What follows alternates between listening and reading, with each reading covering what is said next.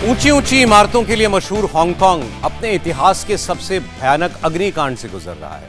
35 मंजिलों वाली 8 बिल्डिंग्स कल रात से धूं धूं कर जल रही हैं। 75 लोगों की मौत हो चुकी है, 72 बुरी तरह झुलस गए हैं, 280 से ज्यादा लापता हैं। फायर ब्रिगेड की 140 से ज्यादा गाड़ियां लगातार आग बुझाने के काम में लगी हैं, लेकिन 24 घंटे के बाद भी आग को बुझाया नहीं जा सका है। आग बुझाने में हांगकांग को चीन भी मदद कर रहा है, लेकिन उसकी कोशिश भी अभी तक नाकाम रही है। आग बुझाने में लगे 8 फायर फाइटर्स भी झुलस गए। हांगकांग स्पेशल एडमिनिस्ट्रेटिव रीजन के चीफ एग्जीक्यूटिव जॉन ली ने बताया कि आग बुझाने की हर कोशिश की जा रही है।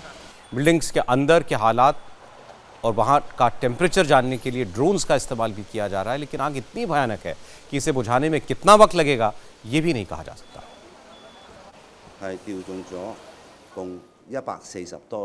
आग बुझाने और फंसे हुए लोगों को बचाने के लिए फायर डिपार्टमेंट ने 140 से ज्यादा फायर ब्रिगेड की गाड़ियां और 60 से ज्यादा एम्बुलेंस तैनात की हैं।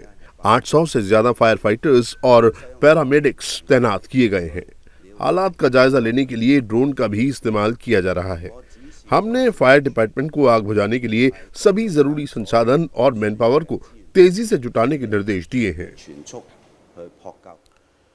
हांगकांग के ताइपो इलाके में जिस वांगफुक कोर्ट हाउसिंग कॉम्प्लेक्स में आग लगी है, उस कॉम्प्लेक्स में 8 बिल्डिंग्स हैं। हर बिल्डिंग 35 मंजिला है। इन बिल्डिंग्स में करीब 2000 फ्लैट्स हैं। शुरुआती जांच में यह पता चला है कि बिल्डिंग की मेंटेनेंस का काम चल रहा था, इसके लिए बांस की मचान बनाई गई थी। आग की शुरुआत इमारतों के बाहर लगी हुई इन्हीं मचानों से हुई। तेज हवा और जलते हुए मलबे की वजह से लपटें एक इमारत से दूसरी इमारत तक फैलती गईं। फ्लैट्स में मौजूद जिन लोगों ने वक्त रहते आग देख ली, वो तो किसी तरह बाहर भागकर आ गए, लेकिन सैकड़ों लोग इमारतों के अंदर ही फंस गए, जो बाहर नहीं आ पाए।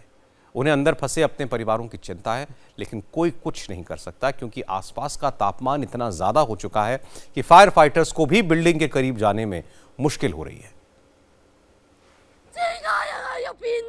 मेरा पूरा परिवार अंदर है, उनसे फोन पर बात भी नहीं हो पा रही है। मुझे बहुत डर लग रहा है कि वो बेहोश हो जाएंगे। मुझे पता ही नहीं कि फायर फाइटर्स ने उन्हें देखा या नहीं। पहले तो मैंने उसे जाने को कहा। वो बाहर गई, लेकिन सीढ़ियों पर घना धुआं भरा हुआ था। वो बाहर नहीं निकल सकती थी। वहाँ इतना अंधेरा था कि उसे कुछ दिखाई नहीं दे रहा था, इसीलिए उसे वापस फ्लैट के अंदर जाना पड़ा।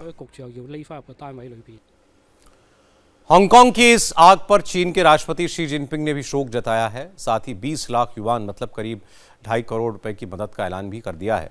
आग बुझाने में चीन हांगकांग एडमिनिस्ट्रेशन की मदद कर रहा है। आग की जांच भी जारी है। अब तक 3 लोगों को गिरफ्तार किया गया है। 3 में से 2 लोग एक कंस्ट्रक्शन कंपनी के डायरेक्टर हैं, एक कंसल्टेंट है। पुलिस ने इन लोगों पर बड़ी लापरवाही का आरोप लगाया है। हांगकांग पुलिस के अफसर ने बताया कि अपार्टमेंट से प्रोटेक्टिव नेट, कैनवस और प्लास्टिक कवर जैसी चीजें मिली हैं, जो सेफ्टी स्टैंडर्ड्स को पूरा नहीं करती हैं।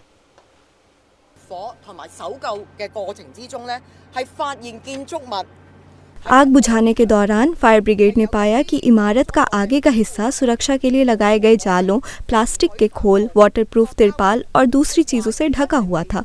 हमें शक है कि ये फायर सेफ्टी स्टैंडर्ड के दायरे में नहीं आता। हमने जांच में पाया कि एक दूसरा टावर जो आग की चपेट में नहीं आया था, उसकी लिफ्ट लॉबी की खिड़कियों को फोम इंसुलेशन पैनल से सील किया गया था। इस आशंका से इनकार नहीं किया जा सकता कि इन सब चीज़ों की वजह से आग तेजी से फैली।